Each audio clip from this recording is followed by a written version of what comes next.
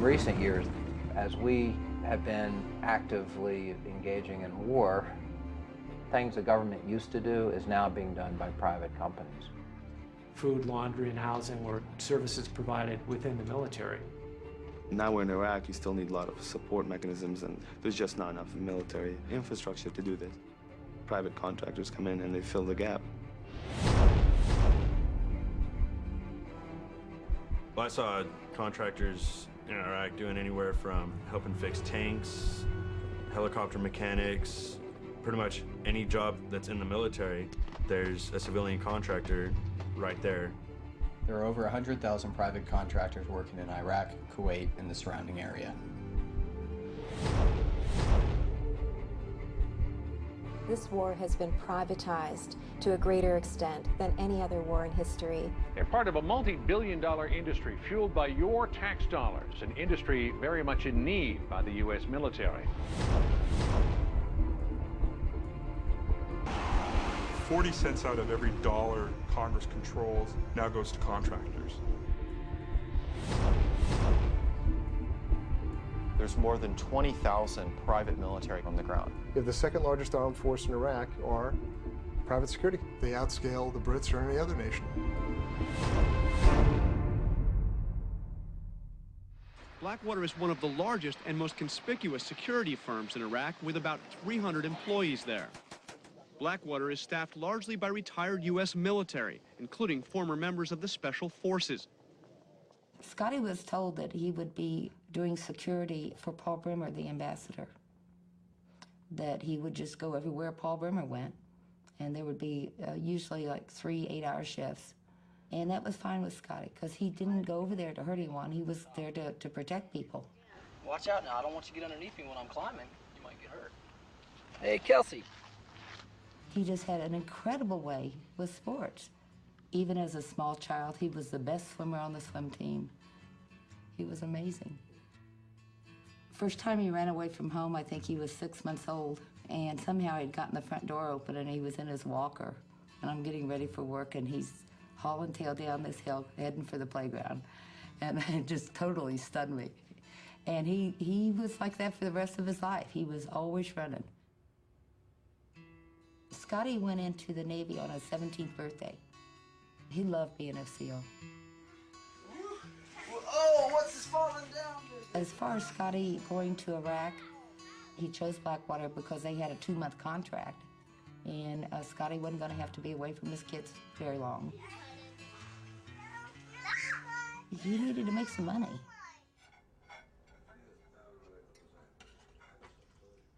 My son called me and he told me that he was going to Kuwait with Paul Bremer, the ambassador in Iraq.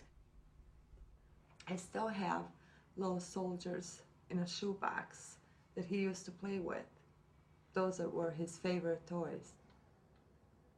Love boys. What? This is Jerry this time.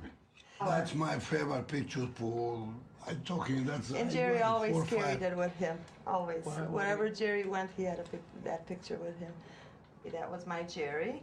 Then came my Tommy, then my niece Anita, then my nephew Yuri. Yes, everything's my Tommy and my Jerry. I love that.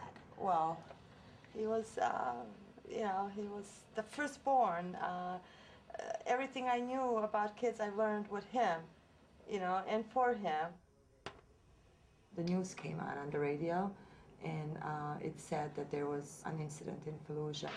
Breaking news story tonight. The 4 American civilians were ambushed and killed in Fallujah, and they're believed to be from a local company called Blackwater Security Counseling. There are 4 families in this world today that are going to get knocks on the doors, and you don't want to be on either side of that door when that happens, either hearing the news or delivering the news. Reality didn't check in. I didn't want to believe it. I still don't want to believe it, but the fact is he's not walking the earth. I need to pray for his soul. I miss him. I was so angry. I was so unbelievably angry, and I didn't even know what had happened. But I was just angry that my son had died. The people that did this horrible thing, these Iraqi insurgents, or maybe they were just kids on the street, They were taught hatred for anyone that didn't represent what they had been taught to believe in. And I found it so hard to hate them. But when I found out what Blackwater did, that's when I started really feeling real. I don't know how to say it. The vehicles should have been armored, and they also should have had saws, which are heavy belt-fed machine guns, in each vehicle, which they didn't have. There were supposed to be 3 individuals in each car. They pulled off 2 guys to do, from what I was told, clerical work. So they sent them out short 2 men. Their contracts list that they were to know where they're going, and they were to know people that they're working with. And have been there before. And have been there before. So they... If they had had an armored vehicle, if they had had the rear gunman, he was the one that was going to protect them.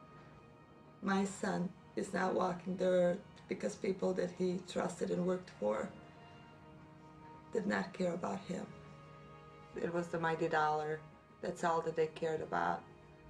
They knowingly skimped on the mission. They cut corners left and right. Shame for country, shame for Blackwater, shame for rule Blackwater.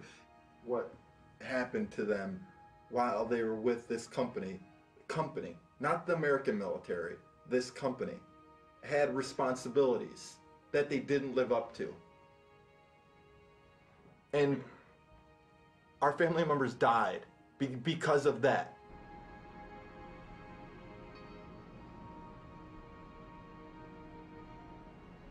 The most dangerous city on earth. No rear gunner, no armored vehicles, not even a map. That's, to me, negligent homicide.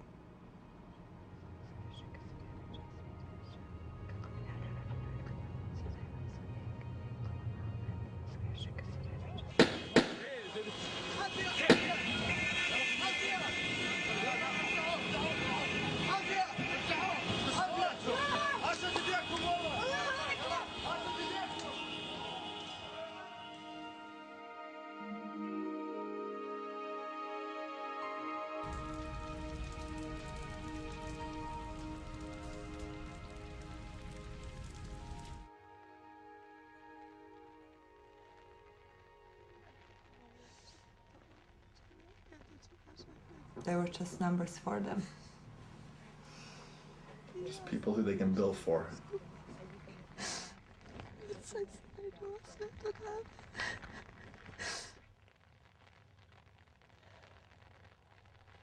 This is a situation that was on the front page of the news, that was leading various network broadcasts for several days, and how that company manages that challenge will really dictate the future of that company. The first focus has to be for any company that finds itself in the type of crisis that Blackwater found itself in is, what do we need to do to preserve the financial business future of this company? This is a company whose success, economic success, is completely contingent upon funding from the U.S. government. Within the first 24 hours, Blackwater hired a D.C. lobbying firm called Alexander Strategies Group.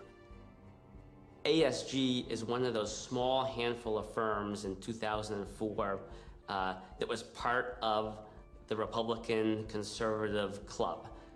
Blackwater itself, in particular its CEO and founder, Eric Prince, has long-standing ties to the conservative movement, particularly on the Christian Coalition side, had been very generous with his campaign contributions over the years.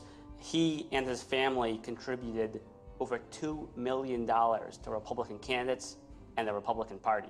Hey guys, I really don't want to talk to you, okay? Thank you. Well, I'll ask you some questions about your men in Fallujah. What happened there, sir? Fallujah happens the last day of March. Within 24 or 48 hours after that, they're literally on the Hill meeting with some of the most powerful members of Congress who really were going to dictate what was going to happen to this company in terms of its funding. They went to John Warner, who was the chair of the Armed Services Committee on the Senate side. They went to Duncan Hunter, who is a congressman from San Diego, who is the chair of the Armed Services Committee on the House side. They met with Rick Santorum, who is chair of the Republican Senate Conference Committee, which is a very, very powerful post. Contractors are among those who have been taken hostage. They've also suffered terribly, injuries and loss of life, the most horrific of which occurred on April 13th of this year, Madam President, when the bodies of 4 contractors were burned, mutilated, and hung from a bridge in Iraq. Should we step up and try and do something about that problem? We will have to have very vigorous opposition to this amendment as it is presently drawn. The Blackwater strategy worked very, very well. They went to Washington, they stopped any investigations from taking place, and at the end of the day, as a result of their action, they were able to protect their business. They went out and they retained former high-ranking government officials. Cofer Black, who was a high-ranking official at the Central Intelligence Agency, Joseph Schmidt, who is the Inspector General at the Pentagon. And undoubtedly, when you go out and you retain high-ranking officials like that, they certainly are helpful in attracting new business, pursuing new business, and getting new contracts. Within a year after the Fallujah incident, they had received over $200 million in new government contracts. People in Washington who leave government and go to work in lucrative jobs or defense industry, they have connections. They have influence.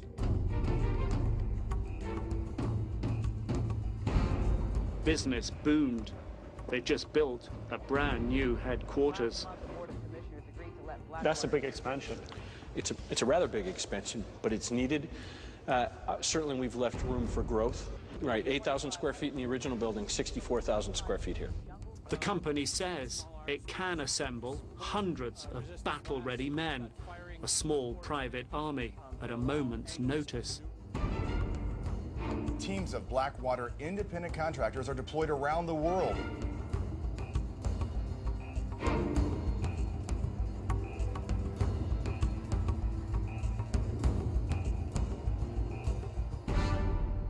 Instead of mourning my son's death and the other 3 men, they go and they profiteer off of it.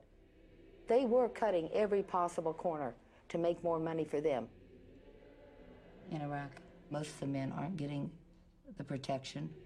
Men over there working for Blackwater are still dying. The world really needs to know what's going on over there, and we need to stop it. There has to be accountability. Right now, they are literally getting away with murder. Drugi put pod križem. Klanjamo ti se, Kriste, I blagoslivljamo te. Companies should not be permitted to operate in a war zone and not be held accountable.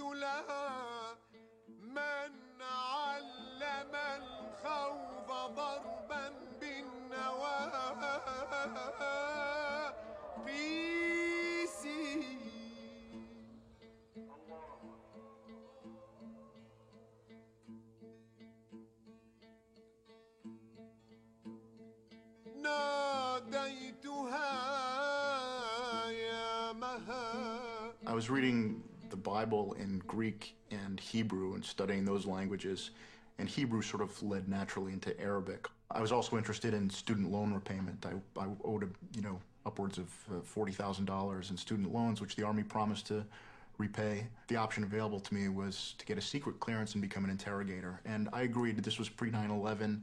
I didn't really expect I'd have to interrogate someone, or imagined if I did, it would have been in a conventional war where things would have been very different.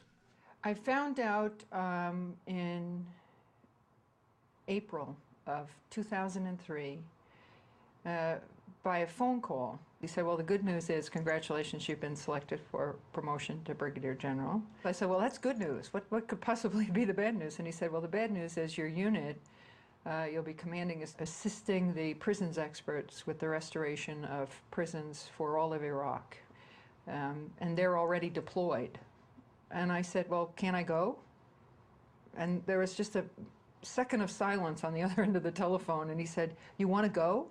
I received a telephone call from a Mr. Saleh. He said, can you help me? He said, the Americans took my money, and they hurt me very bad. and I just came from Abu Ghraib. He told me of one incident where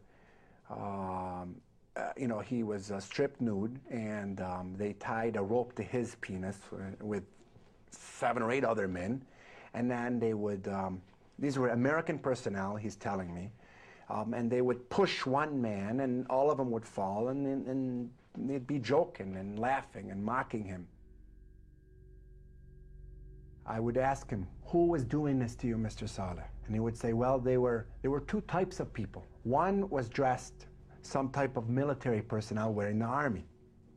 And then the other type would be in civilian clothing. I go, what do you mean civilian clothing? He goes, like normal pants, like any normal pants and a normal shirt.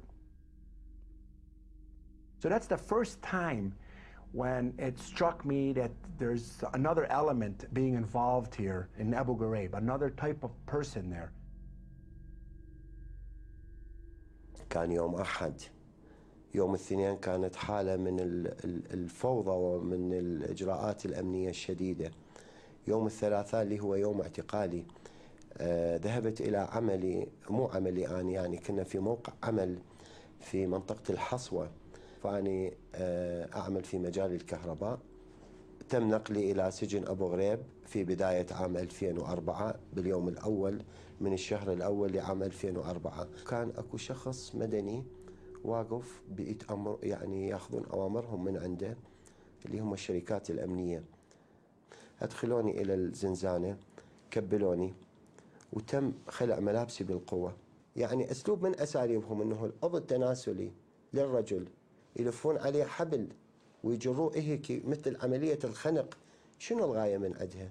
شنو هاي الأبرة تضربون إياها اللي أنا هسه حاليا حتى أطفال مدى يصيرون عندي؟ شنو الداعي لأنه جيش يستعين بشركات أمنية مدنية للتحقيق مع معتقلين؟ بس أنا أقول لك هاي الشركتين مؤكدة، شركة تايتن وشركة CI. When I saw the photographs for the first time, and I said to the commander of the Criminal Investigation Division who was showing them to me, I said, why are the translators around the prisoners? Why are the translators in the cell block? And he said, ma'am, those aren't translators, those are khaki interrogators. Khaki was hired by the Department of Interior out of a little town in Arizona called Sierra Vista, and they were hired to do database work. And that contract, which was sort of a blanket contract that allowed them to do a whole bunch of different things, was used to do interrogation in Abu Ghraib. So what ostensibly was a contract to do clerical work or IT work turned out to be getting information not from a computer but from human beings in a notorious prison in Iraq. At the time of the scandals in the spring of 2004, roughly 50% of the interrogators were private contractors. This amendment, Madam President, attempts to address what I believe is a very legitimate and serious concern that have come to light in recent days with respect to the use of, or misuse of contractors in the treatment of detainees in Iraq. Quite simply, Madam President, this amendment would prohibit the use of contractors in interrogations of prisoners and in offensive military operations. It just seems to me abundantly clear that we cannot hire private contractors to perform a function as inherently governmental, inherently sensitive, indeed inherently explosive, and for which there must be accountability, as is the interrogation of prisoners. Corporations exist to make a profit, and when they're hired to do jobs, whether it's the provision of water or the interrogation of prisoners, their job is to get as much work as possible, make as much profit as possible. Now that doesn't work in the field of intelligence, period. You do not put personnel who do not have allegiance and 100% loyalty to America, you do not put them in sensitive key government activities like military intelligence gathering. It creates a conflict too because we were uncertain, we knew what our chain of command was. That was very clear and we were forced to memorize it and follow it. But what's the khaki chain of command?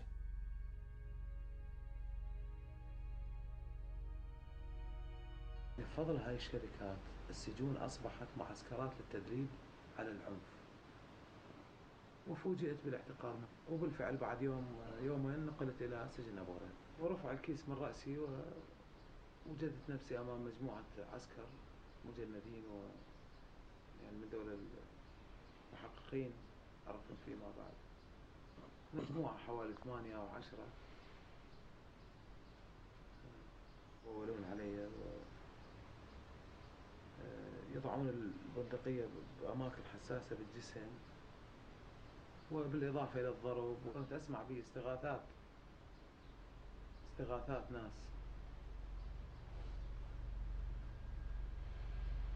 ناس تستغيث من تعذيب أو من ضرب ونباح كلاب.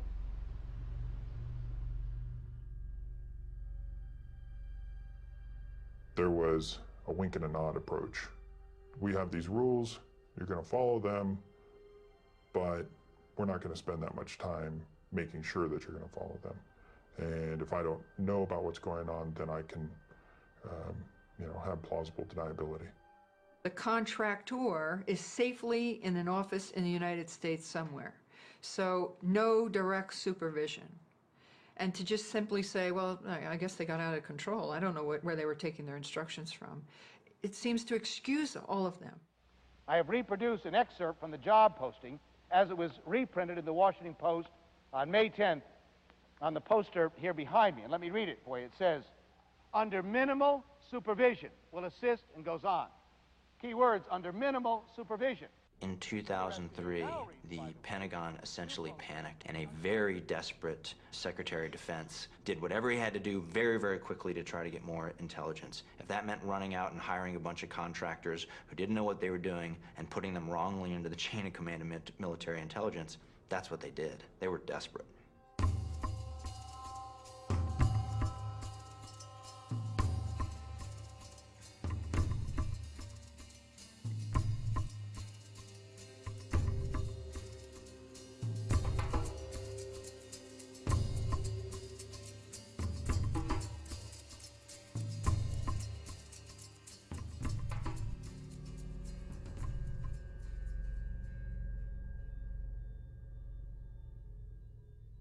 The contracting business in Iraq is very, very lucrative.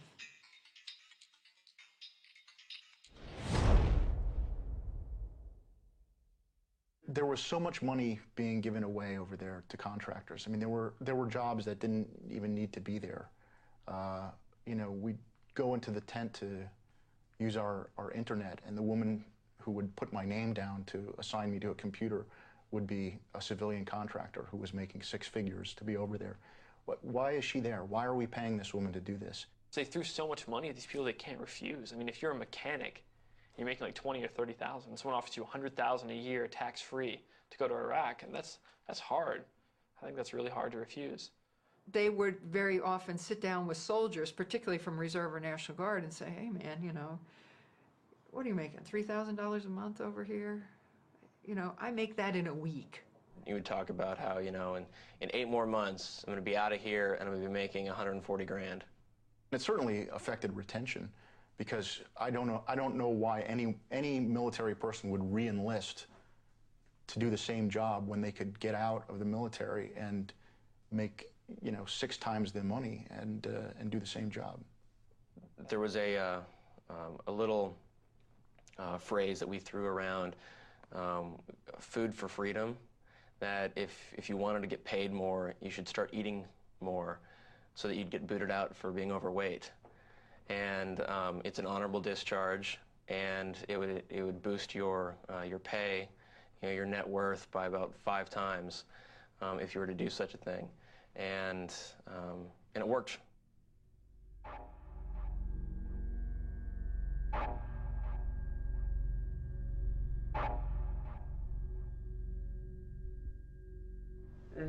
جو علينا الامريكان بال11:30 بالليل، واخذوني انا وابني، فابني دا يقول لهم هذه امي، فاجا الامريكي جرني من ايدي حال قال لي جو سكو هيك حال صح، فقال لي اعترفي، اذا متى اعترفين على الارهابيين اللي وياك راح اوديك بمكان يعتدون عليك ويلعبون بيش طوب الامريكان، راح سلك احكي انت وابنك.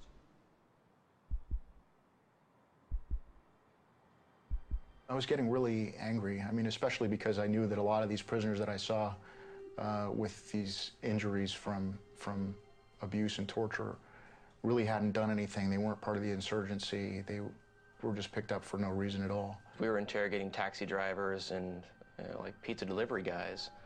It was just, we called him Average Ahmed. Using methods such as torture and also using people who are not qualified to do this job has resulted in bad information and therefore problems for national security and for the soldiers, because you're getting information that's no good. In a lot of areas where you start noticing a lot of, a lot of hostility against American soldiers, it's not because the soldiers are doing a lot of wrong things. It's because sometimes maybe the communication that has been transmitted to them has been transmitted to them wrongly, unprofessionally, and serving someone else's interest.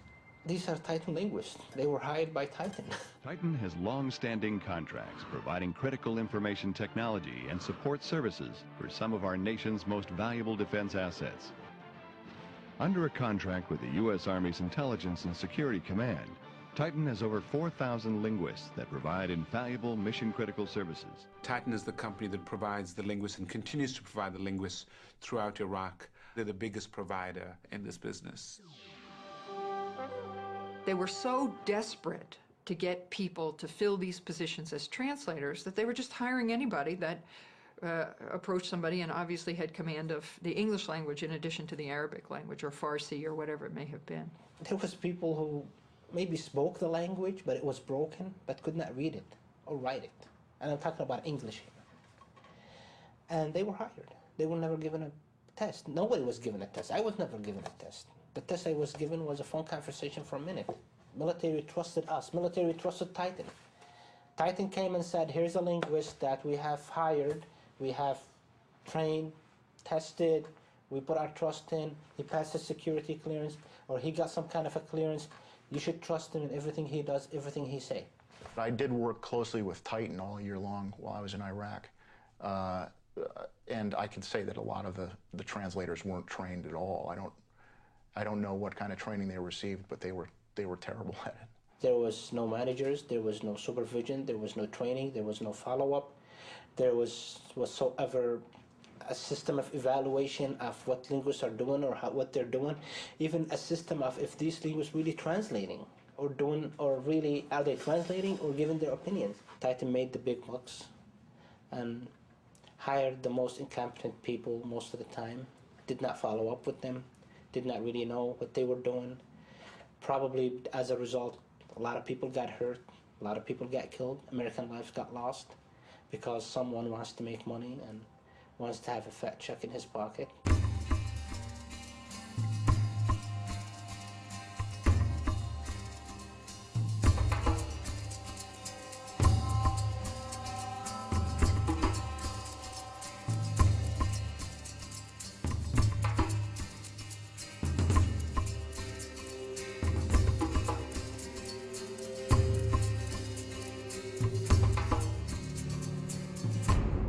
Here you have the MPs who engaged and participated in horrific conduct are being held accountable for their actions. Why aren't the U.S. contractors, the civilian corporate personnel, why aren't they being held accountable for their actions? If you are a U.S. soldier and you hurt an Iraqi civilian and that becomes known, you will be court-martialed. But if you are a U.S. contractor and you kill an Iraqi civilian and that becomes known, you will be sent home. And then you can come back the following week and you can work for a different contractor. So here we have the two ringleaders of abuse at Abu Ghraib very explicitly saying, in many cases, what was happening was they were being ordered to abuse these detainees by civilian contractors. These guys are in prison for 18 years total between the two of them, and there's no contractors in prison. My question is in regards to private military contractors. The Uniform Code of Military Justice does not apply to these contractors in Iraq. I asked your Secretary of Defense a couple months ago what law governs their actions. Mr. I was going to ask him. Go ahead.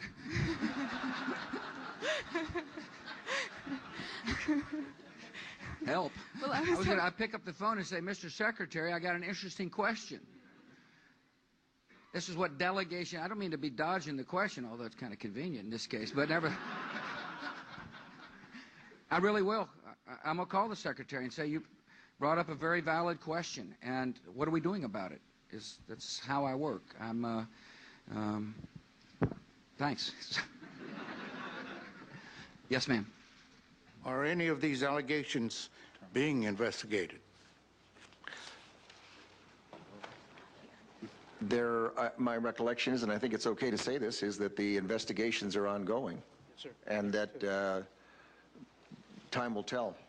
Somehow these contractors have leveraged power in Washington, and the government feels like they want to protect these people. They want to protect the security of these contracts, and they want to protect them from prosecution. Most of the managers and most of the people we dealt with working for Titan were ex-military officers, high-ranking officers. All major military contractors have a board of directors and a senior management that is composed of senior retired military personnel. And this allows them to be able to go get contracts.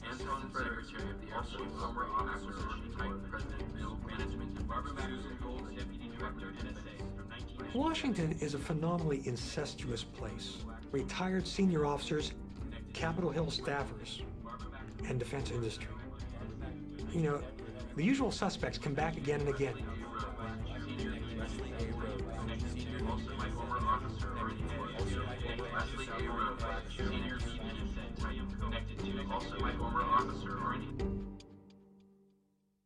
Top recipients of money from Halliburton, Titan, Cockey, and Blackwater are the two chairmen of the committees in Congress and the House of Representatives that oversee military matters and spending. The major corporations, these cartel and monopoly corporations, they've figured out how to legally buy influence.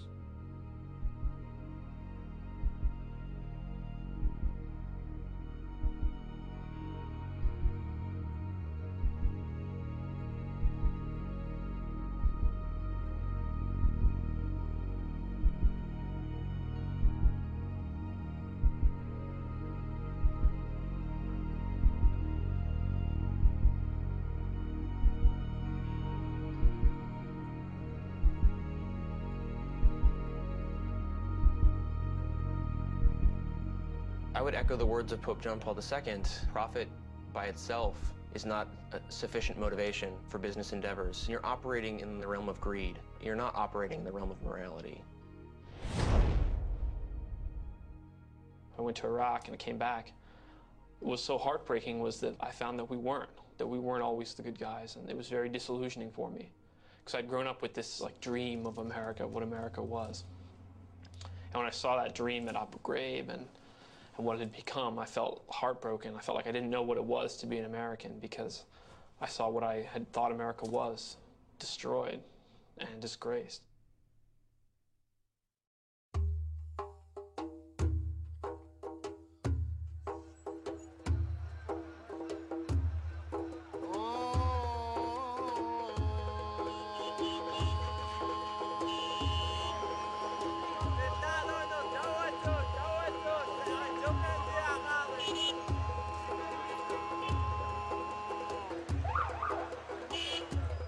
When they went into Iraq, a subsidiary of Halliburton, which is KBR, Kellogg Brown and Root, was on the scene immediately. They were logistics people, they were mechanics, and they were also contracted to begin the process of setting up shower points, laundry facilities, mess halls, dining facilities, really searching for any opportunity to take on what would be traditionally military roles.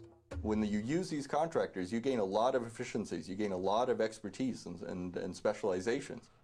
It was devastating because it took over my job. I ended up doing nothing. We had to train these KBR contractors how to fix these radios. We had to walk them through all the basic steps. But when I could be actively becoming a better soldier and becoming more proficient in my job, instead I'm going to sit up on guard duty to wait around while KBR contractors are doing the job that I had to train them to do. Across the board, people lost their jobs. Quartermaster companies, mechanic, any logistics soldiers were involved with, their jobs were outsourced to KBR. If you don't know KBR, you'd have never been to Iraq. Because KBR is everywhere in Iraq. You have hundreds, if not thousands, of these trucks driving north and south on these roads every day, bringing supplies to other military bases. Most of the people who were driving for Kellogg Brown and Root were foreign workers. They were from Pakistan and Nepal, India. Sometimes there would be Americans driving the trucks, U.S. civilians.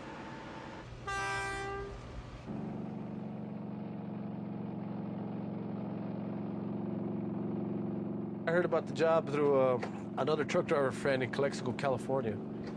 We were sitting there waiting for a load, and he told me this was his last load and he was going overseas. From there, you know, I sent my resume in. I thought I was really going to be doing a lot of reconstruction in Iraq, as far as, well, I could see me hauling fuel maybe to a place that had loaders and dozers, you know. We never went to go be in a battle or fight a fight. We went to take care of our families and make some money to reconstruct Iraq.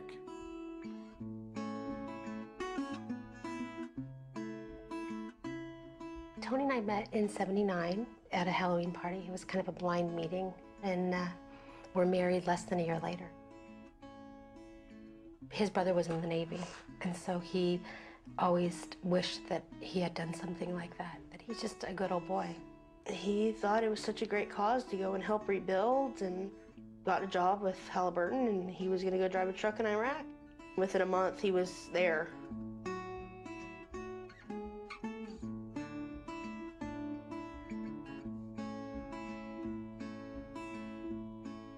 I was 15 when I met Steve, first time.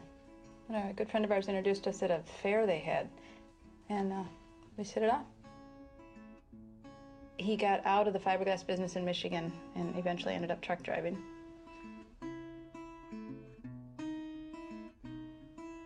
Steve decided to go over there to get us financially set for not only retirement, but to, you know, help 3 kids go through college.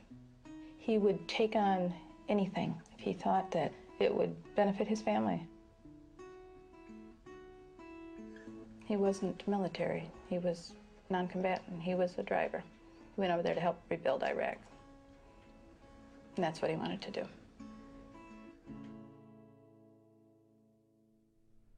When I woke up early that morning, it was about, I'd say about 4:30 a.m. We had to be out by our trucks by 7 a.m. And we already knew what we were going on our mission. We were told at 7 p.m. the night before, on the 8th of April. The first things we do was very normal. It was just routine behaviors. Just go ahead and do a pre-check. Go ahead and preventive maintenance and check your oil and check your air in your tires and your fuel tank. And the soldier that was sketching a map with his boot in the gravel next to his vehicle, well, some of us saw part of it and some of us didn't. Well, nobody ever told us why. Nobody told us what was going on, and they said the roads are red, and I wasn't sure what red meant. We left the post nearing 11 o'clock, 10:40, 11 o'clock in the morning in there somewhere, and headed on our way to Baghdad. We were going down the road, and we got pretty close to I believe the Abu Ghraib prison, and all of a sudden the traffic, there's no traffic. And right about then, I mean, bullets came from everywhere. It sounded like we were in a hailstorm. It was like when you were a kid, we used to make popcorn in a pressure cooker. The temperature comes up and begins to pop. They were coming in through my doors, they were hitting my tanker, they were hitting my windshield, they were coming in through hitting the engine. You could You hear them come in through one door, hit the other door where they lodged in, and I mean, they're just coming in everywhere. And then it reached a crescendo and just seemed like it never stopped after that. And then I could hear the men crying on the radio, yelling out for help. I'm burning, help me, please don't let me die in Iraq. Truck behind me, that his trailer caught fire and he overturned and was trapped inside the truck and burned up. I heard one yelling and screaming and until he stopped. Friends that I'd promised before that, you know, if they broke down or something happened, I wouldn't leave them. I hear them screaming, I'm hit, help me, please, I don't want to die here. I was completely saturated with blood, you know, and my pants were soaked with blood, my shirt was soaked with blood. It was just absolutely just sheer terror. Just absolutely, positively horrifying. And I still feel, still have that shaky sort of thing in me. It's like sitting here right now, it's like I'm still there.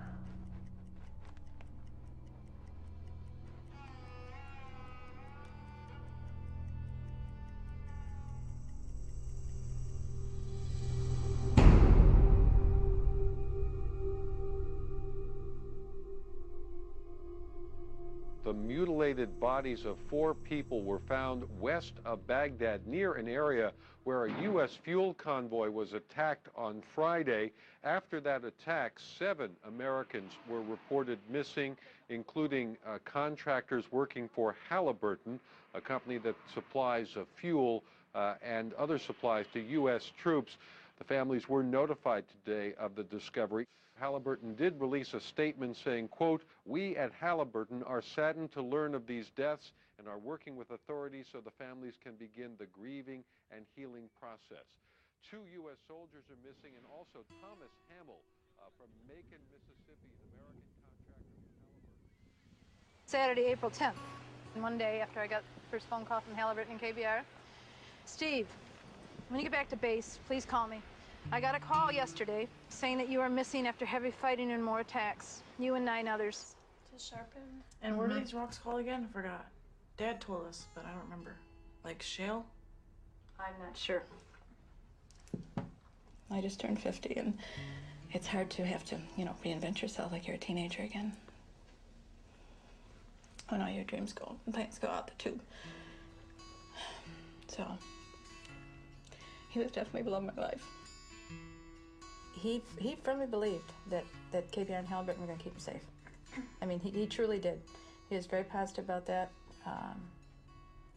Right up to the end, he believed he would be safe.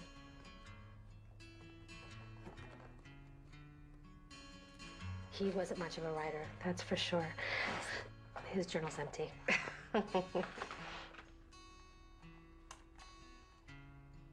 My dad had just told me he was going to work for Halliburton, how big they were and how they were there to help rebuild. Somebody knew that they sent these wonderful men out there. How can they do that? These men went to do the right thing.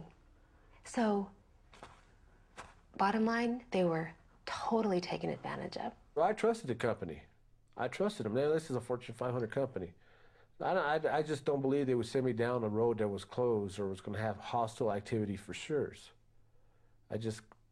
That didn't even cross my mind. And U.S. forces here are saying openly they're braced for more terror attacks, more bombings. We had a significant anniversary, the fall of Baghdad. We had a Christian holiday, and they converged to create what was an obvious day of danger.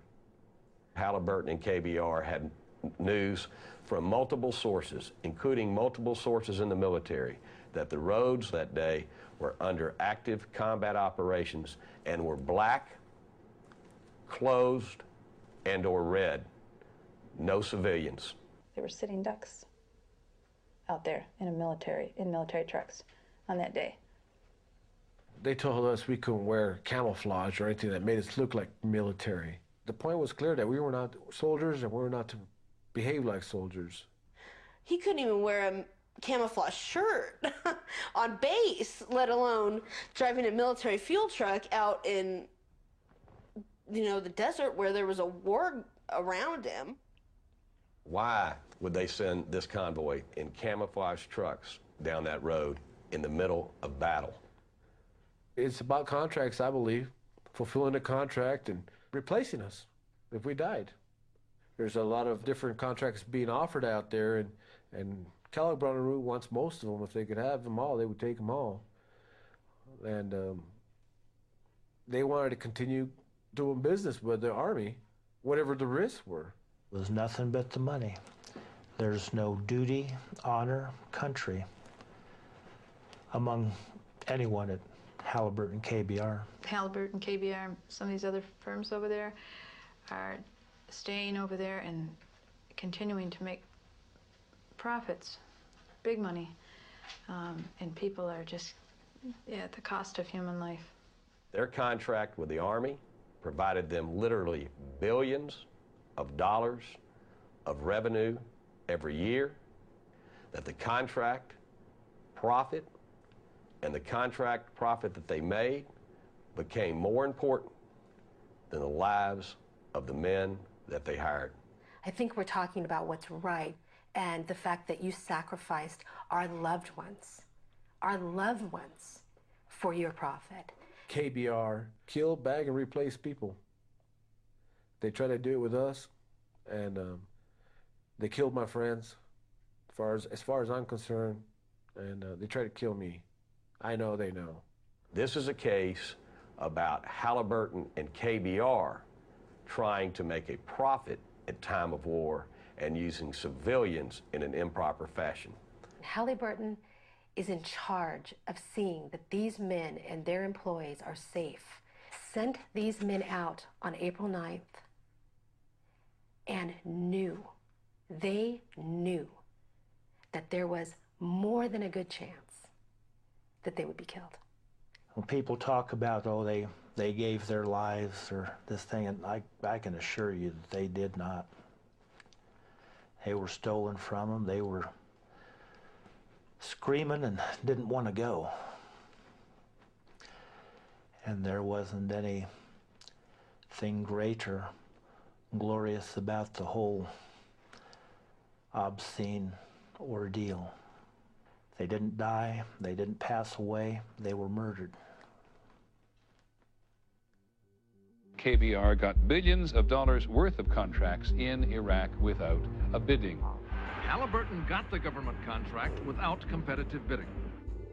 In the case of Halliburton, most of the contracts they've received have been sole source contracts, which means they're either given the contract, it's just offered to them, or they're the only people that bid on it. A lot of federal officials will defend this, saying that this is the only company that can do the work. Conservatives especially, who favor a free market system, should be outraged about the degenerate state of the lack of competition in defense industry. Bunentine Greenhouse, a top contracting officer at the Army Corps of Engineers, alleges favoritism and rule breaking. I walked into a process that was corrupt, that was geared toward preferential treatment to KBR. KBR was pre-selected. The duration of the contract was predetermined. Most blatant abuse that I had experienced in my contracting career. The American way is competition, and I cannot sufficiently stress that in defense industry, when it comes to the big programs, there's not competition. It's monopoly and cartel behavior. It is corrupt, it is corrupting, it is corrosive to our national defense. When we showed up, there's nothing there. Our customer is a private coming off patrol who wants midnight chow, and we're there for him. We're doing stuff that you'll never read about in the papers. Everyone had to make a big adjustment over there. I helped with that. We got 80,000 troops out of the stand in 3 months. It was awesome. I'm Ian Dolan. Angela Stevens. Kirk Hansen. My name is Jay Patterson, and I'm proud to work for Halliburton. My name's Ben Carter, and within the first week of being in Iraq, I knew that that wasn't going to be the company that I wanted to be with. Halliburton was hired to provide clean, safe cooking, cleaning, shower water for the military. One of Halliburton's employees saw something wiggling in the water in his toilet bowl. So I went and tested the water in our water storage tanks. There was no chlorine in them, none. The water we showered in every single day was extremely contaminated. And when I talk about contaminated water, I'm saying malaria, typhus, giardia, cryptosporidium. I mean, the list is really, really long. Halliburton is accused by its own employees of exposing troops to contaminated water in Iraq. When I tried to notify the troops that they may be exposed to a serious health risk, I was told that the military was none of my concern. They were only concerned with making their profit and didn't care how it may affect the troops. Of the 67 water treatment plants that Halliburton run, 63 of them weren't providing safe water. And the Marines are showering in it every single day.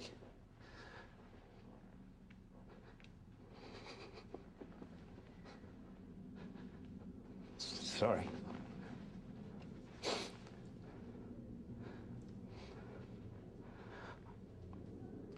I was there to help them.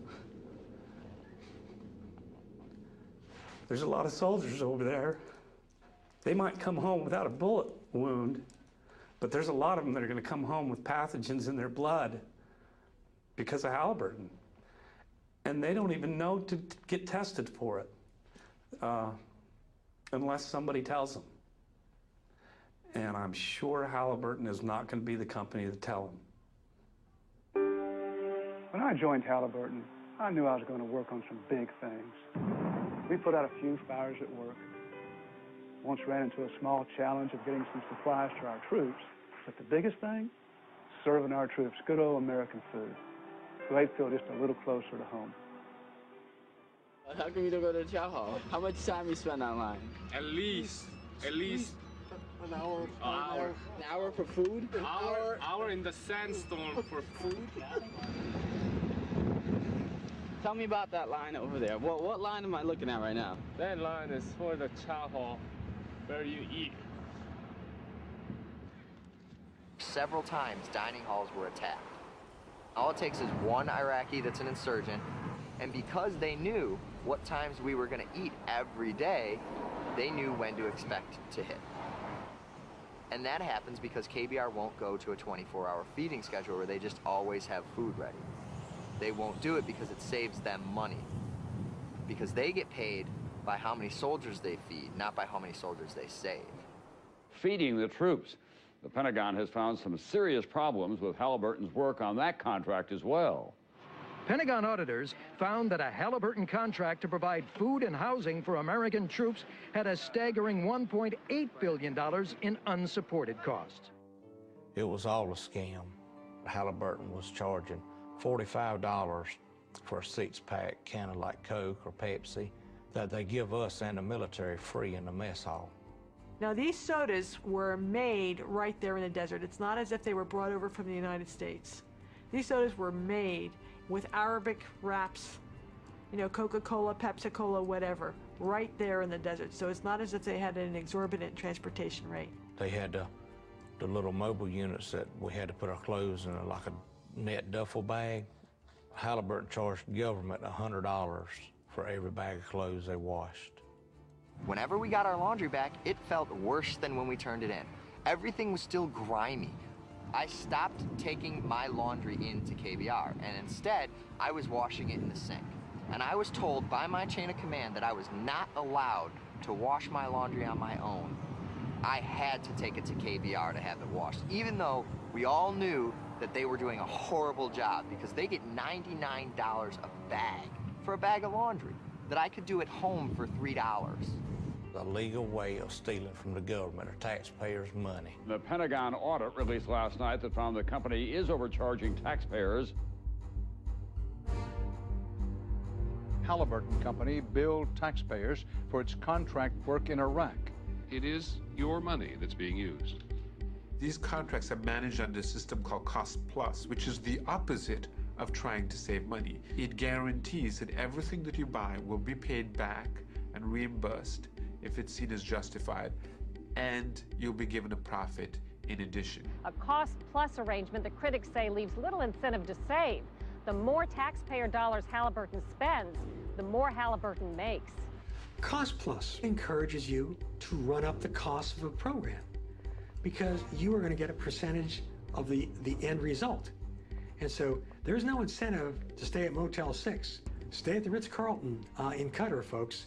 The place that they chose for orientation in Kuwait was a huge resort set right on the ocean. Had, I think, 3 swimming pools. So it was better than the Wyndham in Texas or the Ritz. It was fancied up. Marble floors, mahogany woodwork. It was just beautiful. They had sea-doos, jet skis they could use. You could go and rent wave runners and go out and play in the water. We were renting wave runners, and we got paid by the hour to do it. I was told this: don't question it, enjoy it. Several government agencies are currently investigating if Halliburton overcharged for work already completed in Iraq. They had 5-star meals catered in every day. It was so lavish. Rows of vegetable platters, beef platters, fish platters. It's a cost-plus contract. KBR looked at it, the more money we spend, that's the more money we get in our pockets. We had it made over there compared to the military. I mean, those guys were living in tents, and we had air-conditioned private hooches. The tents that we were staying in were completely moldy, and everybody was getting sick with respiratory infections. They're getting paid millions of dollars. Why can't they even give us a tent that doesn't make us sick to live in it? The soldiers are sleeping on these little cots out in the middle of the desert, while these KBR executives are driving these $40,000 vehicles. They and their secretaries are driving at least a $30,000 to $40,000 vehicle.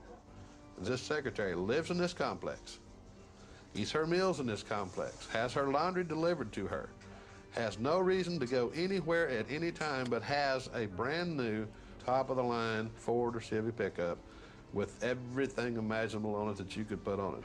Chrome rims and leather interior and CD players and all these extra amenities that, you don't really need in wartime. Why do they need an H2 Hummer? Why do they have Cadillac Escalades in Iraq for Halliburton managers?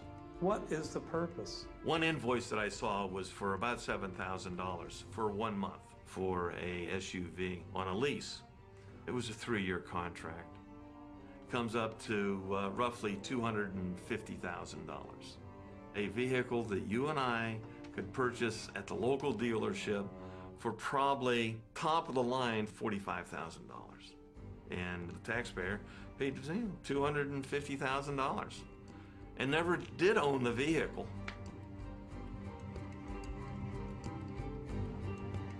They got the wrong equipment, ordered the wrong stuff, computers still in boxes, new vehicles. They'd push them out in what they called burn pits. And they just set it on fire, claim it as a loss, get more money for the right equipment or the right stuff they needed. Why would you need to order somebody else's wrong equipment just because somebody pays you to do it? And you burn it and destroy it. You got brand new trucks over there, and there's not even oil filters. So when the motor blows, what do? Buy a new truck and build the government. $75,000 truck. They wouldn't even have a spare tire to fit it, and we had to blow it up. And they didn't care Halliburton did because the government's paying for it. We knew that every day that a vehicle broke down, we would have to destroy it.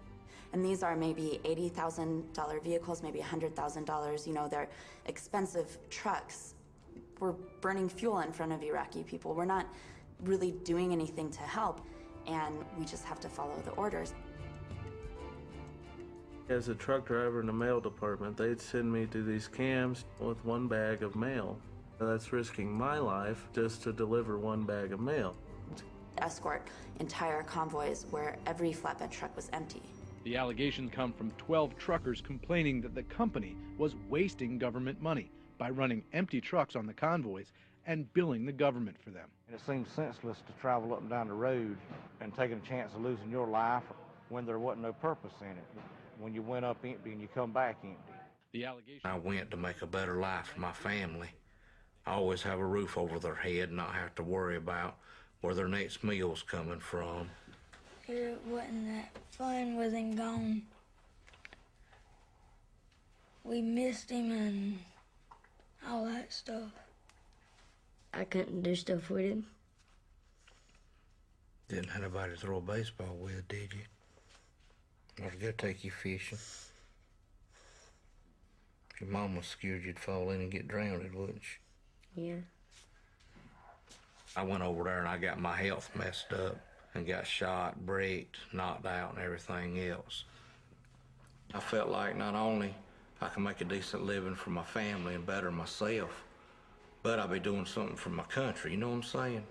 I'm supplying the military and these guys where they can eat and help fight when we have to.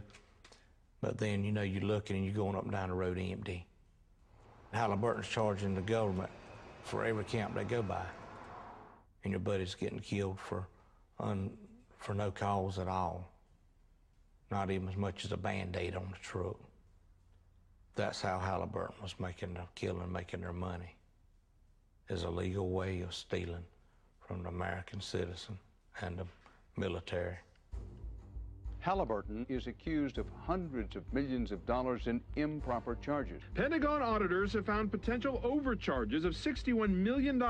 Now the numbers are apparently even larger than previously thought. Halliburton's unreasonable and unsupported bills exceed $1 billion. If anybody's overcharging the government, we expect them to repay that money. It's been proven so many times that Halliburton has overbilled them. And then the Pentagon still pays them anyway. I don't know who it is that is protecting Halliburton. I don't understand why the military would protect them. If you look at their board of directors, they've got contacts in the State Department, contacts in the military. People who work for Halliburton once worked for the military. When you hire top Pentagon officials, when the vice president is your former CEO, you're going to get the access that other people don't. It is reportedly not a coincidence that Vice President Dick Cheney's old company got a huge contract to help rebuild Iraq. Time magazine said it has gotten a hold of a Pentagon email saying Cheney's office coordinated Halliburton's multi-billion-dollar deal. All the revelations came out about Halliburton getting all these fancy no-bid contracts. There was not a single hearing in the Congress, House or Senate, about the mysterious bidding processes around Iraq and Halliburton. That's ridiculous. The oversight responsibility belongs to the United States Congress. It belongs here, and it's not happening here.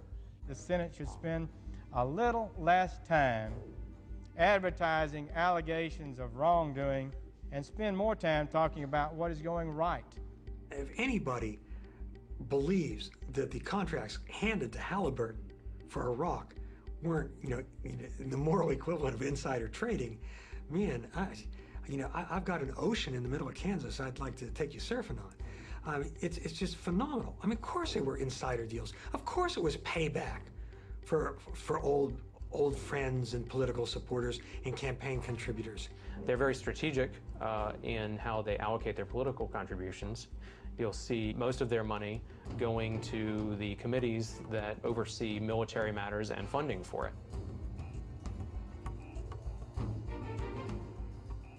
When you pay influence money in the form of campaign contributions, it means people look the other way.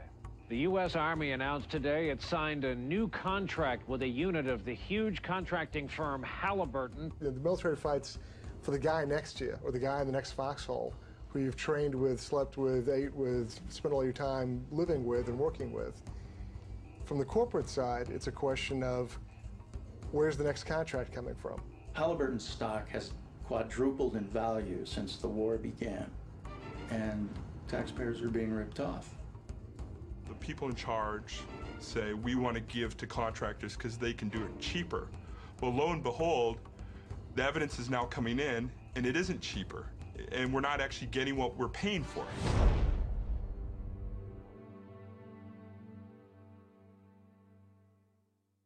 We were writing contracts with Halliburton and others to do things that Iraqis could have done better and far, far cheaper. And by the way, we would have gotten Iraqis off the street and given them the jobs.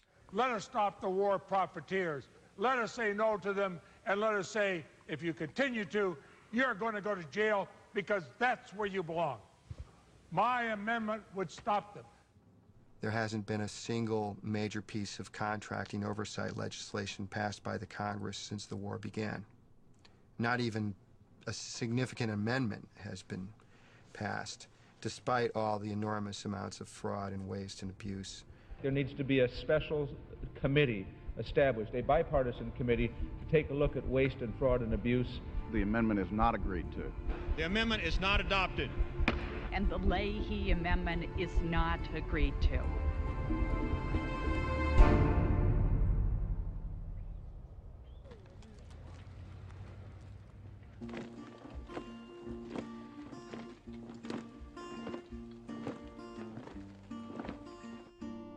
If I had the heads of Khaki, of Titan, of KBR, let's say, what would Thomas Jefferson have to say if he saw the level of profit that had been included in war fighting? What would Benjamin Franklin say?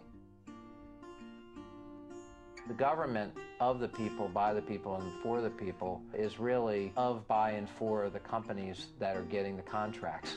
And that is not the American people. Raytheon, Parsons, and DHB are not America as I know it. Their greed goes against our grain. We have more and more money that are going out to these companies and less people watching the federal piggy bank.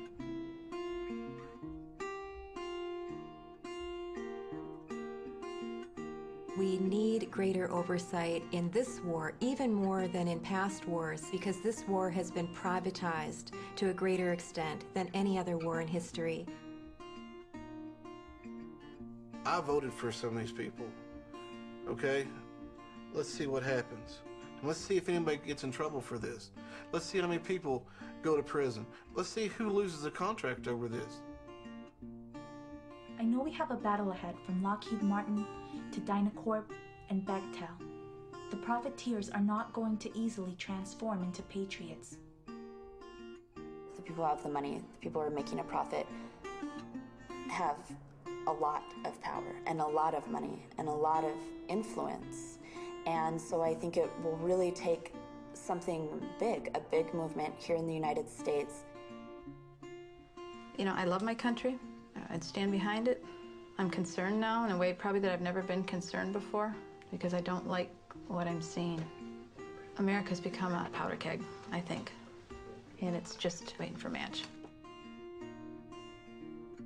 This Iraqi movement, how are you going to win the hearts and minds of these people if they see you cheating your own people, if all this stuff is just for the money?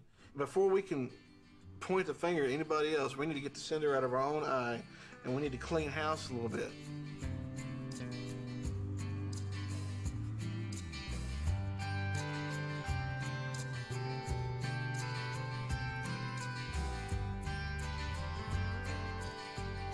I think the world really needs to know what's going on over there. There has to be accountability, and we need to stop it. I'm a patriot. I love our country, and I want our country to survive. And the survival of our country depends on us taking it back.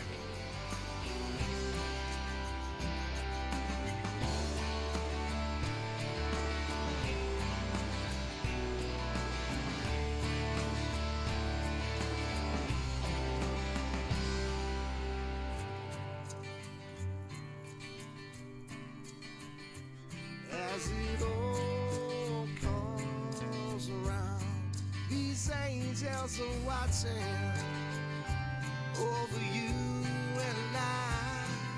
The Nero is standing, fiddle in hand, and no one will be the wiser.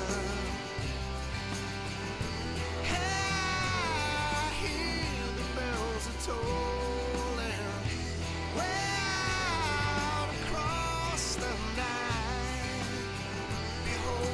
Twisted lines are drawn in the sand, not in stone.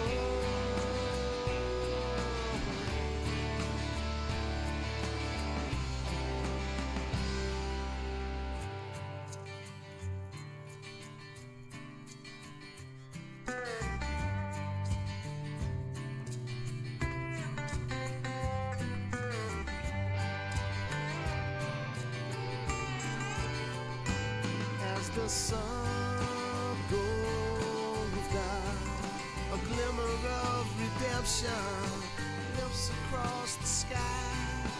Heed not these merchants and thieves who were deceived, for this mountain will crumble into the sea.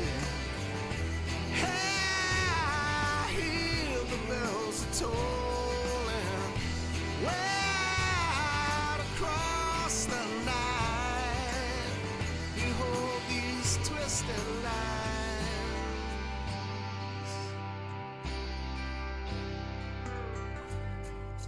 drawn in the sand, not in stone. Hi, could I have Tony Frederickson's office? I was wondering if I could request an interview with Eric Prince. Recording. Hi, Kathy Mann. It's Robert Greenwald and Amanda Spain calling from Los Angeles. We're working on the film Iraq for Sale.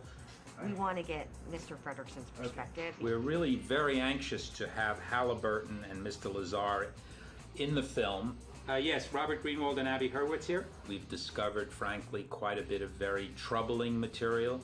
I thought letting people know that we found something critical would be fairer than just kind of trying to sucker punch them about Halliburton KBR's role in the war and the war profiteering.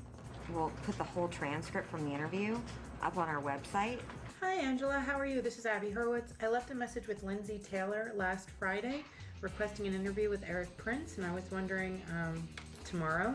We really want to give you an opportunity to be heard. I know that it's been quite a bit of time and you have not responded. I was wondering if there was anyone in your organization that would like to be interviewed to represent your company. Can I get your email address? Okay. Can you please put me through to her? Oh, I thought she was going to be in all day. Remember, early morning, late tonight?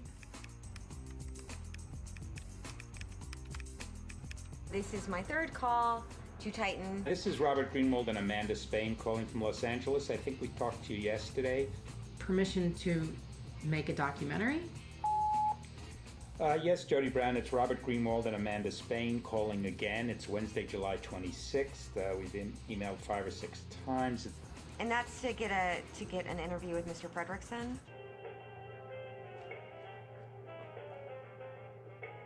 I put in a request to have an interview with Eric Prince.